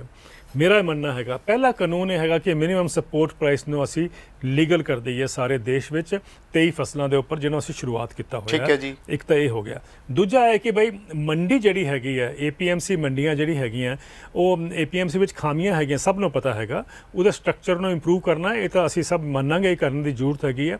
लेकिन नाल करने की जरूरत है कि देश में अज तकरीबन 7000 मंडियां हैगियां APMC दियां, जबकि सानू अगर 5 किलोमीटर रेडियस से असी एक मंडी देना चाहते हैं किसान को, तो 42,000 मंडियां की जरूरत है। सो सानू अपने मंडियां का नैटवर्क जोड़ा है वो विशाल लैवल ते या विस्तार करना पेगा नेशनल लैवल ते, और 42,000 मंडियां वास्ते कोई ज़्यादा इन्वेस्टमेंट की जरूरत नहीं है। और जबकि असी सड़कों पर किसी ने पूछा भी नहीं है, ना किसी ने पुछते है कि वो कभी 6 लेन तो कभी 8 लेन बनाई जाने पे आप, मैंने नहीं पता हाँ जी। लेकिन ये मंडियां जी जरूरत है ये भी पब्लिक सैक्टर इन्वेस्टमेंट है, इस सरकार को करना चाहिए। ये भी है कि प्राइवेट मंडियां अगर प्राइवेट सैक्टर आता है उन्होंने भी वेलकम करो, लेकिन एक चीज़ होनी चाहिए है कि APMC के मंडी के अंदर जो प्रावधान है या प्राइवेट सैक्टर के अंदर प्राइवेट सैक्टर की मंडी जी होएगी वो प्रावधान वो बराबर होने चाहिए, ताकि वो जो एक जो है ना कि केड़ी ਜਿਹਨੂੰ ਕੰਪੀਟੀਸ਼ਨ ਕਹਿੰਦੇ ਆਪਾਂ ਉਹ ਤਾਂ ਹੀ ਹੋ ਪਾਏਗਾ ਜਦ ਦੋਨਾਂ ਦੇ ਇੱਕੋ ਉਹਦੇ ਚੱਲ ਰਹੀ ਹੈਗੀਆਂ। ਇਹ ਨਹੀਂ ਕਿ ਵੀ APMC ਮੰਡੀ ਵਿੱਚ ਟੈਕਸ ਲੱਗ ਰਿਹਾ ਹੈ ਔਰ ਬਾਹਰ ਦੀ ਮੰਡੀ 'ਚ ਕੋਈ ਟੈਕਸ ਨਹੀਂ ਹੈਗਾ, ਤਾਂ ਇਹ ਗਲਤ ਸਿਸਟਮ ਹੈਗਾ। ਇੱਕੋ ਸਿਸਟਮ ਅਪਰੇਟ ਕਰਨਾ ਚਾਹੀਦਾ। ਔਰ ਤੀਸਰਾ ਇਹ ਹੈਗਾ ਕਿ ਸਾਡੇ ਦੇਸ਼ ਦੀ ਆਪਣੀ ਸਟਰੈਂਥਸ ਹੈਗੀਆਂ, ਜਿਹੜੀ ਮੈਂ ਤੁਹਾਨੂੰ ਦੋ ਗੱਲਾਂ ਦੱਸੀਆਂ ਪਹਿਲੇ, ਉਹ ਵੀ ਸਾਡੀ ਤਾਕਤ ਹੈਗੀਆਂ ਔਰ ਇਹ ਤਾਕਤ ਨੂੰ ਸਾਨੂੰ ਮਜ਼ਬੂਤ ਕਰਨਾ ਹੋਰ ਅੱਗੇ। ਤੀਸਰੀ ਸਾਡੀ ਤਾਕਤ ਜਿਹੜੀ ਹੈਗੀ ਆ ਉਹ ਡੇਅਰੀ ਤੋਂ ਆਉਂਦੀ ਹੈ। ਤੁਹਾਨੂੰ ਪਤਾ ਹੈ ਡੇਅਰੀ ਦੇ ਆਉਣ ਦੇ ਬਾਅਦ ਸਾਡੇ ਦੇਸ਼ ਵਿੱਚ ਵਾਈਟ ਰੈਵੋਲੂਸ਼ਨ ਆਇਆ, ਹਾਂਜੀ, ਔਰ ਉਹ ਸਫੇਦ ਕ੍ਰਾਂਤੀ ਜਿਹੜੀ ਆਈ ਹੈਗੀ ਆ ਉਹਨੇ ਸਾਨੂੰ ਇੱਕ ਐਸਾ ਮਾਡਲ ਦਿੱਤਾ ਹੈਗਾ ਜਿਹਦੇ ਨਾਲ ਵਿਮਨ ਨੂੰ ਪਿੰਡਾਂ ਵਿੱਚ ਜਾਂ ਕਿਸਾਨਾਂ ਨੂੰ ਬਹੁਤ ਉਹਦੇ ਨਾਲ ਫਾਇਦਾ ਹੋਇਆ ਹੈਗਾ। ਅੱਜ ਵੀ MD ਜਿਹੜੇ ਹੈਗੇ ਆ ਉਹਨਾਂ ਦੀ ਇੱਕ ਸਟੇਟਮੈਂਟ ਮੈਨੂੰ ਯਾਦ ਹੈ, ਉਹ ਕਹਿੰਦੇ ਹੈ ਕਿ ਜਦ ਤੁਸੀਂ 100 ਰੁਪਏ ਦਾ ਦੁੱਧ ਖਰੀਦਦੇ ਹੋ ਕਿਸੇ ਵੀ ਕੋਆਪਰੇਟਿਵ ਡੇਅਰੀ ਦਾ, ਤਾਂ ਉਹਦੇ 'ਚ 70 ਰੁਪਏ ਘੱਟ ਤੋਂ ਘੱਟ ਕਿਸਾਨ ਦੇ ਜੇਬ 'ਚ ਜਾਂਦੇ ਹੈਗੇ। ਸਾਨੂੰ ਉਹ ਮਾਡਲ ਚਾਹੀਦਾ ਹੈਗਾ। ਤੁਸੀਂ ਅਮਰੀਕਾ ਵਿੱਚ ਦੇਖੋ, ਅਮਰੀਕਾ ਵਿੱਚ ਜਦ ਤੁਸੀਂ $1 ਦਾ ਐਗਰੀਕਲਚਰ ਦਾ ਸਮਾਨ ਖਰੀਦਦੇ ਹੋ ਤਾਂ ਕਿਸਾਨ ਨੂੰ ਮਾਤਰ 8% ਜਾਂਦਾ ਹੈਗਾ, 8%, ਔਰ ਸਾਡਾ ਡੇਅਰੀ ਕਹਿੰਦਾ ਹੈ 70%। ਇਹ ਮੈਂ ਚਾਹੁੰਦਾ ਕਿ ਸਾਡੇ ਹਿੰਦੁਸਤਾਨ ਵਿੱਚ ਉਹ ਕੋਆਪਰੇਟਿਵ ਮਾਡਲ ਜਿਹੜਾ ਹੈਗਾ ਅਸੀਂ ਉਹਨੂੰ ਰੈਪਲੀਕੇਟ ਕਰੀਏ ਸਬਜ਼ੀਆਂ ਵਾਸਤੇ, ਫਰੂਟਸ ਵਾਸਤੇ, ਆਇਲ ਸੀਡਸ ਵਾਸਤੇ, ਪਲਸਿਸ ਵਾਸਤੇ, ਤਾਂ ਕਿ ਕਿਸਾਨਾਂ ਨੂੰ ਜ਼ਿਆਦਾ ਤੋਂ ਜ਼ਿਆਦਾ ਜਿਹੜਾ ਸ਼ੇਅਰ ਹੈਗਾ ਕੰਜ਼ਿਊਮਰ ਪ੍ਰਾਈਸ ਦਾ, ਉਹ ਉਪਭੋਗਤਾ ਜਿਹੜਾ ਪ੍ਰਾਈਸ ਦਿੰਦਾ ਉਹ ਕਿਸਾਨਾਂ ਨੂੰ ਮਿਲੇ। ਚਲੋ ਇੱਕ ਲਾਸਟ, ਜਿਹੜੇ ਸੁਧਾਰਾਂ ਦੀ ਤੁਸੀਂ ਗੱਲ ਕਰਦੇ ਹੋ ਜਾਂ ਜਿਹੜੇ ਸੁਧਾਰ ਕਿਸਾਨ ਡਿਮਾਂਡ ਕਰ ਰਹੇ ਨੇ, ਉਹਦੇ ਨਾਲ ਕਿਸਾਨ ਦੀ ਆਮਦਨ ਕਿੰਨੀ ਵਧਣ ਦੀ ਸੰਭਾਵਨਾ ਹੈ? ਦੇਖੋ ਇਹ ਐਸਟੀਮੇਟ ਕਿਸੇ ਨੇ ਨਹੀਂ ਕੀਤਾ ਹਾਲ ਤੱਕ ਕਿ ਜਿਹੜੇ ਇਹ ਪਿਛਲੇ ਜਿਹੜੇ ਸਰਕਾਰ ਨੇ ਜਿਹੜੇ ਕਹੇ ਹੈਗੇ ਕਿ ਸੁਧਾਰ ਲੈ ਕੇ ਆਏ ਹੈਗੇ, ਉਹਨਾਂ ਨੇ ਵੀ ਕਿਤੇ ਨਹੀਂ ਦੱਸਿਆ ਹਾਲ ਤੱਕ ਕਿ ਕਿੰਨਾ ਇਹਦੇ 'ਚ ਇਨਕਮ ਦਾ ਫਾਇਦਾ ਹੋਏਗਾ। ਕਿਉਂਕਿ ਔਰ ਮੈਂ ਹਰ ਜਗ੍ਹਾ ਪੁੱਛਿਆ ਕਿ ਜਦ ਅਮਰੀਕਾ, ਯੂਰਪ, ਸਾਰੀ ਅਮੀਰ ਦੇਸ਼ਾਂ ਵਿੱਚ ਉਹ ਰਿਫਾਰਮਸ ਜਿਹੜੇ ਅਸੀਂ ਹੁਣ ਹਿੰਦੁਸਤਾਨ 'ਚ ਲੈ ਕੇ ਆ ਰਹੇ ਹੈਗੇ ਆ ਉਹ ਫੇਲ ਹੋ ਗਏ ਹੈ, ਤਾਂ ਸਾਡੇ ਇੱਥੇ ਕਿਸ ਤਰ੍ਹਾਂ ਉਹ ਸਕਸੈਸਫੁਲ ਹੋਣਗੇ? ਇੱਕ ਗੱਲ। ਦੂਜੀ ਗੱਲ ਜਿਹੜਾ ਤੁਸੀਂ ਕਹਿ ਰਹੇ ਹੋ, ਮੈਂ ਤੁਹਾਡੇ ਸਾਹਮਣੇ ਇੱਕ ਉਦਾਹਰਨ ਰੱਖਤਾ ਹੈ ਕਿ ਜਦ ਕੋਆਪਰੇਟਿਵ ਵਿੱਚ ਕਿਸਾਨ ਜਿਹੜਾ ਹੈਗਾ ਉਹਨੂੰ 70% ਜਿਹੜਾ ਐਂਡ ਕੰਜ਼ਿਊਮਰ ਪ੍ਰਾਈਸ ਹੈ, ਯਾਨੀ ਜਿਹੜਾ ਉਪਭੋਗਤਾ ਪ੍ਰਾਈਸ ਦਿੰਦਾ ਉਹ ਉਹਨੂੰ ਮਿਲਦਾ ਹੈਗਾ, ਉਹ ਤੋਂ ਜ਼ਿਆਦਾ ਪ੍ਰੋਫਿਟ ਐਸਟੀਮੇਟ ਕਰਨ ਦਾ ਹੋਰ ਕੀ ਤਰੀਕਾ ਹੈਗਾ? ਔਰ ਜਦ ਤੁਹਾਨੂੰ ਦੱਸਿਆ ਕਿ ਮੈਂ ਜਿਹੜਾ ਮਾਰਕੀਟ ਇਕਨੋਮੀ ਹੈਗੀ ਹੈ, ਮਾਰਕੀਟ ਵਿੱਚ ਅਮਰੀਕਾ ਵਿੱਚ $1 ਦਾ ਖਰੀਦ ਅਗਰ ਹੁੰਦੀ ਹੈ ਐਗਰੀਕਲਚਰ ਦੀ, ਉਹਦੇ ਵਿੱਚੋਂ 8% ਜਿਹੜਾ ਹੈ ਕਿਸਾਨ ਕੋਲ ਜਾਂਦਾ ਹੈਗਾ। ਤੁਹਾਡੇ ਕੋਲ ਤੁਹਾਨੂੰ ਉਹ ਮਾਡਲ ਪਸੰਦ ਹੈ ਕਿ ਤੁਹਾਨੂੰ ਉਹ ਕੋਆਪਰੇਟਿਵ ਦਾ ਮਾਡਲ ਪਸੰਦ ਹੈ ਜਿਹਦੇ 70% ਜਾਂਦਾ ਹੈਗਾ? ਆਈ ਥਿੰਕ ਜਵਾਬ ਬੜਾ ਕਲੀਅਰ ਹੈਗਾ ਕਿ ਸਾਨੂੰ ਉਹ ਕੋਆਪਰੇਟਿਵ ਮਾਡਲ ਚਾਹੀਦਾ ਜਿਹਦੇ ਵਿੱਚ 70% ਕਿਸਾਨਾਂ ਦੀ ਜੇਬ 'ਚ ਜਾਏ। ਤੁਹਾਡੀ ਵਿਸ਼ਲੇਸ਼ਣ ਦਾ, ਤੁਹਾਡੀ ਗੱਲਬਾਤ ਦਾ ਇੱਕ ਤਾਂ ਨੀਤੀ ਘਾੜਿਆਂ ਨੂੰ ਸੋਚਣ ਦੀ ਲੋੜ ਹੈ, ਦੂਸਰਾ ਇਹ ਹੈ ਕਿ ਜਿਹੜਾ MSP ਪ੍ਰਾਈਸ ਤੈਅ ਕਰਨਾ, ਉਹਨੂੰ ਲੀਗਲੀ ਕਰਨਾ ਬਹੁਤ ਜ਼ਰੂਰੀ ਹੈ। ਉਹ ਤਾਂ ਜ਼ਰੂਰੀ ਹੈ ਹੀ ਹੈ। ਔਰ ਨਾਲ ਮੈਂ ਜੋ ਤਿੰਨ ਮੇਰੇ ਜੋ ਤਰਫ ਰਿਫਾਰਮਸ ਹੈਗੇ ਜਾਂ 3 ਲਾਜ਼ ਜਿਹੜੇ ਦੇਸ਼ ਨੂੰ ਲੈ ਕੇ ਆਉਣੇ ਚਾਹੀਦੇ, ਉਹ ਮੈਂ ਤੁਹਾਡੇ ਸਾਹਮਣੇ ਰੱਖਤੇ ਹੈਗੇ। ਔਰ ਮੈਨੂੰ ਲੱਗਦਾ ਕਿ ਉਹੀ ਇਨ ਲੌਂਗ ਟਰਮ ਕਿਸੇ ਵੀ ਦੇਸ਼ ਦੇ ਖੁਸ਼ਹਾਲੀ ਵਾਸਤੇ, ਜਾਂ ਆਪਣੇ ਪ੍ਰਧਾਨ ਮੰਤਰੀ ਜਿਹੜੇ ਕਹਿੰਦੇ ਹੈ ਨਾ ਸਬਕਾ ਸਾਥ ਸਬਕਾ ਵਿਕਾਸ, ਉਹ ਤਾਂ ਹੀ ਹੋ ਸਕਦਾ ਹੈ ਜੇ ਅਸੀਂ ਐਗਰੀਕਲਚਰ ਨੂੰ ਸੈਕਿੰਡ ਇੰਜਨ ਆਫ ਗਰੋਥ ਬਣਾਈਏ। ਦੇਖੋ ਅੱਜ ਤੱਕ ਇੰਡਸਟਰੀ ਸਿਰਫ ਇੰਜਨ ਆਫ ਗਰੋਥ ਮੰਨਦੇ ਹੈਗੇ ਆ, ਸਾਨੂੰ ਜ਼ਰੂਰਤ ਹੈਗੀ ਐਗਰੀਕਲਚਰ ਨੂੰ ਇੰਜਨ ਆਫ ਗਰੋਥ ਬਣਾਉਣ ਦੀ, ਔਰ ਉਹ ਤਾਂ ਹੀ ਹੋ ਸਕਦਾ ਹੈ ਜੋ ਮੈਂ 3 ਤੁਹਾਨੂੰ ਐਗਜ਼ਾਮਪਲ ਦਿੱਤੇ ਜਾਂ ਲੇਆਊਟ ਕੀਤਾ ਹੈਗਾ, ਇੱਕ ਜਿਹੜਾ ਮਾਡਲ ਹੈਗਾ ਉਹ ਅਗਰ ਅਸੀਂ ਉਹਨੂੰ ਲੈ ਕੇ ਆਉਂਦੇ ਹੈਗੇ ਆ, ਤਾਂ ਹੀ ਕਿਸਾਨ ਜਿਹੜਾ ਹੈ ਜਾਂ ਖੇਤੀ ਜਿਹੜੀ ਹੈ ਉਸ ਲੈਵਲ ਤੇ ਆ ਸਕਦੀ ਹੈ। ਯਾਨੀ ਤੁਹਾਡੀ ਕਹਿਣ ਦਾ ਮਤਲਬ ਇਹ ਹੈ ਜੇ ਵਿਕਾਸ ਦੀ ਗੱਡੀ ਚਲਾਉਣੀ ਹੈ ਤਾਂ ਆਪਾਂ ਕਾਰਪੋਰੇਟ ਨੂੰ ਜਾਂ ਉਦਯੋਗ ਨੂੰ ਇੰਜਣ ਮੰਨਦੇ, ਉਹਦੀ ਜਗ੍ਹਾ ਕਿਸਾਨੀ ਨੂੰ, ਖੇਤੀਬਾੜੀ ਨੂੰ, ਐਗਰੀਕਲਚਰ ਨੂੰ ਇੰਜਣ ਬਣਾਉਣਾ ਚਾਹੀਦਾ। ਮੈਂ ਇਹ ਨਹੀਂ ਕਹਿ ਰਿਹਾ ਕਿ ਉਹਦੀ ਜਗ੍ਹਾ, ਮੈਂ ਇਹ ਕਿਹਾ ਹੈਗਾ ਕਿ ਬਈ ਇੱਕ ਤੁਸੀਂ ਇੰਡਸਟਰੀ ਨੂੰ ਤਾਂ ਮੰਨ ਕੇ ਚੱਲਦੇ ਹੋ ਕਿ ਉਹ ਇੰਜਨ ਆਫ ਗਰੋਥ ਹੈ, ਹਾਂਜੀ, ਕਿ ਤੁਹਾਡਾ ਵਿਕਾਸ ਦਾ ਉਹ ਜਿਹੜਾ ਅਸਲੀ ਜਿਹੜਾ ਦਾਰੋਮਦਾਰ ਹੈ ਉਹ ਇੰਡਸਟਰੀ 'ਤੇ ਟਿਕਿਆ ਹੋਇਆ ਹੈਗਾ। ਮੈਨੂੰ ਲੱਗਦਾ ਕਿ ਹੁਣ ਸਾਨੂੰ ਇਕਨੋਮਿਕ ਪੋਲਿਸੀਜ਼ ਨੂੰ ਬਦਲਣਾ ਪਏਗਾ ਕਿ ਇੰਡਸਟਰੀ ਦੇ ਇਲਾਵਾ ਅਸੀਂ ਐਗਰੀਕਲਚਰ ਨੂੰ ਦੂਸਰਾ ਜਿਹੜਾ ਆਪਣਾ ਸਤੰਭ ਹੈ ਇੱਕ ਗਰੋਥ ਦਾ, ਵਿਕਾਸ ਦਾ, ਉਹ ਬਣਾਉਣਾ ਚਾਹੀਦਾ ਹੈਗਾ, ਔਰ ਉਹਦੇ ਨਾਲ ਹੀ ਸਬਕਾ ਸਾਥ ਸਬਕਾ ਵਿਕਾਸ ਪੋਸੀਬਲ ਹੈ। ਇਹ ਸਨ ਸ਼੍ਰੀ ਦਵਿੰਦਰ ਸ਼ਰਮਾ ਜੀ। ਉਹਨਾਂ ਦਾ ਮੰਨਣਾ ਹੈ ਕਿ ਵਿਕਾਸ ਦੇ ਇੰਜਣ ਦੇ ਵਿੱਚ ਜਿੱਥੇ ਪਹਿਲਾਂ ਆਪਾਂ ਉਦਯੋਗ ਨੂੰ ਵਿਕਾਸ ਦੇ ਇੰਜਣ ਦੇ ਗੱਡੀ ਦਾ ਵਧਣ ਵਾਲਾ ਮੰਨਦੇ ਹਾਂ, ਪਰ ਉੱਥੇ ਐਗਰੀਕਲਚਰ ਨੂੰ ਵੀ ਨਾ ਜੋੜਨਾ ਪਏਗਾ ਤਾਂ ਥੋੜੀ ਬਰਾਬਰ ਤੇ ਵਿਕਾਸ ਦੀ ਇੱਕ ਗੱਡੀ ਚੱਲੇਗੀ। ਦੂਸਰਾ ਉਹਨਾਂ ਦਾ ਸਭ ਤੋਂ ਵੱਡਾ ਸਵਾਲ ਇਹ ਹੈ ਕਿ ਜਿਹੜੀਆਂ ਨੀਤੀਆਂ ਦੀ ਪ੍ਰੋਗਰਾਮਿੰਗ ਹੈ ਜਾਂ ਨੀਤੀਆਂ ਦਾ ਡਿਜ਼ਾਈਨ ਆ, ਉਹ ਐਸਾ ਕੀਤਾ ਗਿਆ ਕਿ ਉਹ ਕਿਤੇ ਨਾ ਕਿਤੇ ਕੀ ਪੂਰੇ ਦੇ ਪੂਰੇ ਕਿਸਾਨੀ ਨੂੰ ਇੱਕ ਪਾਸੇ ਰੱਖ ਦਿੰਦੇ ਹੈ, ਅਤੇ ਸਾਰੀਆਂ ਨੀਤੀਆਂ ਕਿਸਾਨੀ ਨੂੰ ਪਾਸੇ ਰੱਖ ਕੇ ਕੀਤੀਆਂ, ਜਦੋਂ ਕਿ ਹਕੀਕਤ ਇਹ ਹੈ ਕਿ ਆਧਾਰ ਵਿਕਾਸ ਖੇਤੀ ਆਧਾਰਿਤ ਹੈ, ਉਹ ਬੇਸ ਹੈ, ਉਹ ਯਾਨੀ ਫੰਡਾਮੈਂਟਲ ਹੈ। ਇਸ ਕਰਕੇ ਇਹ ਕਿਤੇ ਨਾ ਕਿਤੇ ਇਹਨਾਂ ਨੀਤੀਆਂ ਨੂੰ, ਇਸ ਡਿਜ਼ਾਈਨ ਨੂੰ ਸਮਝ ਕੇ ਗੱਲ ਕਰਨੀ ਚਾਹੀਦੀ ਹੈ। ਇਸ ਗੱਲ ਨੂੰ ਕਿਸਾਨ ਸਮਝ ਚੁੱਕਿਆ, ਇਸੇ ਕਰਕੇ ਪਿਛਲੇ 9 ਮਹੀਨਿਆਂ ਤੋਂ ਬਾਰਡਰ 'ਤੇ ਬੈਠਾ ਹੈ। ਅਤੇ ਇਹ ਗੱਲਾਂ ਜਿੱਥੇ ਇੱਕ ਡਰ ਪੈਦਾ ਕੀਤੇ ਜਾਂਦੇ ਆ ਉਪਭੋਗਤਾ ਵਿੱਚ ਜਾਂ ਖਪਤਕਾਰ ਦੇ ਵਿੱਚ ਜਾਂ ਜਿਹੜੇ ਦੂਸਰੇ ਲੋਕਾਂ ਦੇ ਵਿੱਚ, ਉਹ ਨਹੀਂ ਹੈ। ਉਹ ਕਹਿੰਦੇ ਵੀ ਜਦੋਂ ਉਹਨਾਂ ਦੀ ਉਦਾਹਰਨ ਸਿੱਧੀ ਜੀ ਹੈ ਕਿ ਜਦੋਂ ਪੈਟਰੋਲ ਦੀ ਕੀਮਤ ਵੱਧ ਕੇ ਉਦੋਂ ਬੋਲਦੇ ਨਹੀਂ, ਅਤੇ ਜੇ ਕਿਸਾਨ ਦੀ ਜੇ ਫਸਲ ਦਾ ਰੇਟ ਵੱਧ ਜੇ ਜਾਂ ਉਹਦੀ ਚੀਜ਼ ਦਾ ਜਿਣਸ ਦਾ ਰੇਟ ਵੱਧ ਜੇ ਉਹਦੇ ਨਾਲ ਦੀ ਨਾਲ ਕਹਿੰਦੇ ਹੋ ਹੱਲਾ ਕਰਨ ਲੱਗ ਜਾਂਦੇ ਨੇ, ਰਸੋਈ ਦਾ ਉਹ ਕਰਨ ਲੱਗ ਜਾਂਦੇ, ਰਸੋਈ ਦਾ ਬਜਟ ਵੱਧ ਗਿਆ। ਪਰ ਉਹ ਉਹਨਾਂ ਦੇ ਇਸੇ ਗੱਲ 'ਤੇ ਸਿੱਧਾ ਤੌਰ 'ਤੇ ਇਸ਼ਾਰਾ ਹੈ ਕਿ ਜੇ ਤੁਸੀਂ ਪੈਟਰੋਲ ਦੀਆਂ ਕੀਮਤਾਂ 'ਤੇ ਨਹੀਂ ਬੋਲਦੇ ਤਾਂ ਕਿਸਾਨ ਦੀ ਇਸ ਫਸਲੀ ਦੇ ਵੱਧਦੇ ਰੇਟਾਂ 'ਤੇ ਕਿਉਂ ਬੋਲਦੇ ਆ? ਜੇ ਬੋਲਣਾ ਤਾਂ ਦੋਨਾਂ 'ਤੇ ਬੋਲੋ, ਅਤੇ ਦੋਨੇ ਪਾਸੇ ਫਿਰ ਆਮਦਨ ਦੋਨੇ ਪਾਸੇ ਵਧੇਗੀ। ਪਰ ਉਹਨਾਂ ਦਾ ਇੱਕ ਹੋਰ ਵੀ ਹੈ, ਜੇ ਕਿਸਾਨ ਦੀ ਹੁੰਦੀ ਉਹਦੇ ਨਾਲ ਕੋਈ ਖਪਤਕਾਰ ਦੇ ਜੇਬ 'ਤੇ ਇੰਨਾ ਵਜ਼ਨ ਨਹੀਂ ਪਏਗਾ, ਕਿਉਂਕਿ ਇਹ ਸਾਰਿਆਂ ਦੀਆਂ ਲੋੜਾਂ ਨੇ। ਜਦੋਂ ਸਾਰੇ ਇੱਕੋ MSP ਲਾਗੂ ਹੋ ਜਾਏਗੀ ਤਾਂ ਸਾਰਾ ਰੇਟ ਬਰਾਬਰ ਹੋ ਜਾਏਗਾ, ਉਹ ਯਾਨੀ ਕਿ ਸਾਰਿਆਂ ਦੀ ਸਮਝ 'ਤੇ ਬਰਾਬਰਤਾ ਦੇ ਸਿਸਟਮ 'ਚ ਚਲਾ ਜਾਏਗਾ। ਪਰ ਦੇਖਣਾ ਹੁਣ ਇਹ ਹੈ ਕਿ ਉਹਨਾਂ ਦੀਆਂ ਉਦਾਹਰਨਾਂ ਅਮਰੀਕਾ ਨੂੰ ਲੈ ਕੇ ਹੈ, ਉੱਥੋਂ ਦੀਆਂ ਨੀਤੀਆਂ ਨੂੰ ਲੈ ਕੇ ਹੈ। ਖਾਸ ਕਰਕੇ ਸਿਰਫ ਅਤੇ ਸਿਰਫ ਉਹਨਾਂ ਦਾ ਜ਼ਿਆਦਾ ਕਹਿਣਾ ਇਹ ਹੈ ਤਜਰਬੇ ਮੁਤਾਬਕ ਵੀ ਜਿਹੜੀਆਂ ਨੀਤੀਆਂ ਨੇ ਉਹ ਸਿਰਫ ਅਤੇ ਸਿਰਫ ਉਦਯੋਗ ਨੂੰ, ਕਾਰੋਬਾਰ ਨੂੰ, ਕਾਰੋਬਾਰੀਆਂ ਦੀਆਂ ਫਾਇਦੇ ਨੂੰ ਦੇਖ ਕੇ ਬਣਾਈ ਜਾਂਦੀਆਂ, ਉਹ ਬਦਲਣੀਆਂ ਜ਼ਰੂਰੀ ਨੇ। ਹੁਣ ਕੇਂਦਰ ਸਰਕਾਰ ਇਸ ਨੂੰ ਕਿਵੇਂ ਦੇਖਦੀ ਹੈ? ਜਦੋਂ ਕਿ ਕੇਂਦਰ ਸਰਕਾਰ ਦੇ ਵੀ 3 ਕਾਨੂੰਨਾਂ 'ਤੇ ਇੱਕੋ ਹੀ ਦੋਸ਼ ਲੱਗਦੇ ਕਿ ਕਾਰੋਬਾਰੀਆਂ ਨੂੰ ਅੱਗੇ ਰੱਖ ਕੇ ਬਣਾਈਆਂ ਗਈਆਂ ਨੇ, ਕਿਸਾਨ ਨੂੰ ਲਾਂਭੇ ਕਰ ਦਿੱਤਾ ਗਿਆ, ਜੋ ਕਿ ਦੇਸ਼ ਵਾਸੀਆਂ ਲਈ ਨੁਕਸਾਨਦੇਹ ਹੈ। ਕਿਸਾਨ ਬੈਠੇ ਨੇ, ਉਹਨਾਂ ਦਾ ਬੈਠੇ ਰਹਿਣ ਦਾ ਆ ਗਿਆ ਕਿ 2024 ਤੱਕ ਬੈਠੇ ਰਹਿਣਗੇ। ਵਿਚਾਰਕ ਆਪਦੀਆਂ ਨੀਤੀਆਂ ਦੱਸ ਰਹੇ ਨੇ, ਵੱਡੀ ਚਰਚਾ ਛਿੜ ਗਈ ਹੈ। ਇਹ ਚਰਚਾ ਕਿਹੜੇ ਅਮਲ 'ਤੇ ਪਹੁੰਚਦੀ ਹੈ? ਚੋਣਾਂ ਵੀ 5 ਸਟੇਟਾਂ 'ਚ ਆਉਣ ਵਾਲੀਆਂ ਨੇ। ਸਰਕਾਰਾਂ ਜਾਂ ਲੋਕ ਕਿਸ ਤਰ੍ਹਾਂ ਦੇ ਬੰਦੇ ਚੁਣਦੇ ਨੇ, ਇਹ ਤਾਂ ਆਉਣ ਵਾਲੇ ਭਵਿੱਖ 'ਚ ਨੇ। ਲੋਕਾਂ ਨੂੰ ਵੀ ਸਮਝਣ ਦੀ ਲੋੜ ਹੈ। ਕਿਸਾਨ ਤਾਂ ਉੱਠ ਖੜੇ ਨੇ, ਆਮ ਲੋਕਾਂ ਨੂੰ ਵੀ ਉੱਠਣ ਦੀ ਲੋੜ ਹੈ। ਅਜਿਹੀਆਂ ਚਰਚਾਵਾਂ ਅਸੀਂ ਦਰਸ਼ਕਾਂ ਸਾਹਮਣੇ ਰੱਖਦੇ ਰਹਿੰਦੇ ਹਾਂ। ਅਜਿਹੀਆਂ ਚਰਚਾਵਾਂ ਜੇ ਸਾਡੇ ਦਰਸ਼ਕਾਂ ਨੂੰ ਠੀਕ ਲੱਗਦੀਆਂ ਨੇ, ਸਾਡੇ ਪ੍ਰੋਗਰਾਮ ਠੀਕ ਲੱਗਦੇ ਨੇ, ਅਤੇ ਸਾਡੇ ਪ੍ਰੋਗਰਾਮ ਨੂੰ ਸ਼ੇਅਰ ਅਤੇ ਲਾਈਕ ਜ਼ਰੂਰ ਕਰ ਦੇਣ, ਅਤੇ ਸਾਡੇ ਚੈਨਲ ਨੂੰ ਸਬਸਕ੍ਰਾਈਬ ਜ਼ਰੂਰ ਕਰ ਲੈਣ, ਤਾਂ ਜੋ ਅਜਿਹੀਆਂ ਚਰਚਾਵਾਂ, ਅਜਿਹੀਆਂ ਵਿਸ਼ੇ ਦੇ ਜਾਣੀ ਕਿ ਬਹਿਸ ਉਹਨਾਂ ਨੂੰ ਪਹਿਲ ਦੇ ਆਧਾਰ 'ਤੇ ਮਿਲੇ। ਅਤੇ ਲਗਾਤਾਰ ਵੇਖਦੇ ਰਹੋ ਸਕਾਈ ਨਿਊਜ਼ ਪੰਜਾਬ।